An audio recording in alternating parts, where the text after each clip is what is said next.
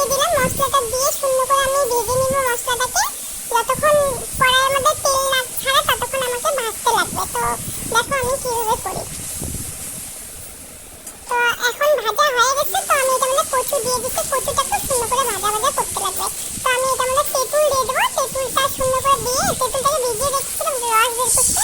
এখন তেঁতুলটা দিয়ে এটাকেও ভাজবো। যতক্ষণ তেল না ছাড়ে ততক্ষণ কচুটা হবে না, নাহলে মুখে ধরবে। আমি তেঁতুলটা দিলাম আর সরষে আর রসুন এগুলো সব সম্বাদ দিয়ে দিচ্ছিলাম এটা মধ্যে। তো এটা খেতে না খুব ভালো লাগে। তো আমার রেসিপি হয়ে গেছে। তো তোমরা দেখো কিরকম হয়েছে। তো আমার যদি রেসিপিটা খুব ভালো লাগে তোমরা আমাকে কমেন্টে জানাও আর লাইক কমেন্ট সাবস্ক্রাইব